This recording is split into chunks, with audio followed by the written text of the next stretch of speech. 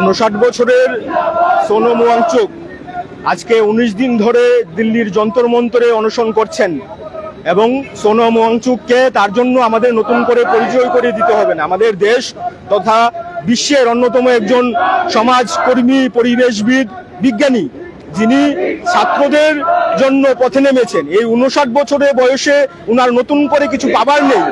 আমরা মনে করি এই সময়ের মধ্যে দাঁড়িয়ে আমরা সকলেই অবগত আছি, আমরা সকলেই জানি আমাদের দেশের মধ্যে নিট দুর্নীতিতে যেভাবে সরকার জড়িয়ে পড়েছে, আমাদের দেশের সরকার এই নিট দুর্নীতিতে জড়িয়ে পড়ার জন্য 21 জন ছাত্র ও ছাত্রীকে আত্মহত্যা করতে হয়েছে। আমরা মনে করি এটা আত্মহত্যা না, দেশের সরকারের নীতির ফলে, দেশের শাসক দলের নীতির ফলে এই ছাত্র ছাত্রীরা তাদের প্রাণ হারিয়েছে। এই অবস্থায় দাঁড়িয়ে সোনম ওয়াংচুক যে দাবিতে সামিল হয়েছেন যে যারা আত্মহত্যা করেছে ছাত্রছাত্রীরা, তাদের পরিবারকে 1 কোটি টাকা ক্ষতিপূরণ দেশের সরকারকে দিতে হবে, এই জায়গায় দাঁড়িয়ে আমরা ভারতের ছাত্র ফেডারেশন ত্রিপুরা রাজ্য কমিটি সিদ্ধান্ত গ্রহণ করেছি সোনম ওয়াংচুককে সংহতি জানানোর জন্য, আমাদের সকলের প্রয়োজন এগিয়ে আসার জন্য।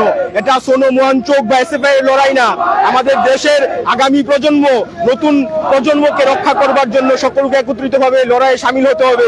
আমাদের দেশের শিক্ষা ব্যবস্থা দুর্নীতিতে নিমজ্জিত, আমাদের সরকারটা দুর্নীতিতে নিমজ্জিত। এই অবস্থায় আমাদের সবার দাবি একটাই যে এনটিএ বাতিল করতে হবে, ধর্মেন্দ্র প্রধানকে দ্রুত পদত্যাগ করতে হবে। আমরা এখানে সরকার বদলের জন্য এই লড়াইয়ে সামিল হইনি, আমরা নীতির বিরুদ্ধে লড়াই করছি, সিস্টেমের বিরুদ্ধে লড়াই করছি এবং আমাদের এই লড়াইয়ে আমরা সকল ছাত্র যুবদের একত্রিত করতে চাইছি এবং এই লড়াইটা আমরা মনে করি একদিনে জেতা সহজ না বা একদিনে জেতা হবে না, কিন্তু আমরা মনে করি এই লড়াইটা আমরা একদিন অবশ্যই জিতবো এবং সোনম ওয়াংচুককে বাঁচাতে হবে। ওনার এই আত্মবলিদানকে, উনি যেভাবে লড়াইয়ে নেমেছেন, এই লড়াইয়ের প্রতি সংহতি জানিয়ে ভারতের ছাত্র ফেডারেশন সারা দেশের মধ্যে লড়াই করছে। আমরা ত্রিপুরার মধ্যেও এসএফআই এই লড়াইয়ে সামিল হয়েছি এবং এই লড়াই চলবে।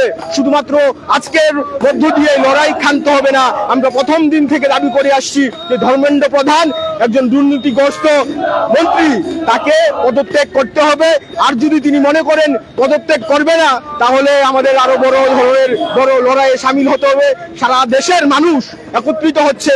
আমরা আহ্বান জানাচ্ছি আমাদের রাজ্যেরও সকল অংশের জনগণ, ছাত্র যুবদের একত্রিত হবার জন্য।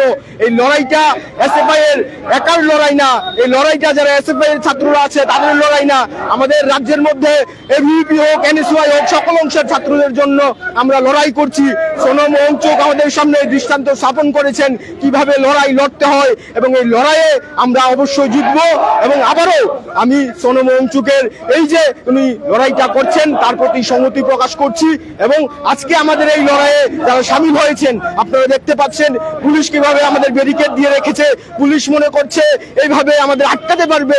আমরা বলতে চাই পুলিশ আমাদের আটকাতে পারবে না। কোনোদিন স্বৈর শাসক আমাদের আটকাতে পারেনি, পুলিশও আমাদের আটকাতে পারবে না। আমাদের এই আন্দোলন আরো তীব্র হবে। পুলিশ আমাদের উপর যত আক্রমণ বাড়াবে আমাদের আন্দোলন তত বেশি মাত্রা লাভ করবে। ভারতের ছাত্র ফেডারেশন পেছনের দিকে তাকাবে না, সামনের দিকে তাকাবে এবং সামনের দিকে তাকানোর জন্য আমরা সকল ছাত্রছাত্রীদের একত্রিত হওয়ার জন্য আহ্বান করছি।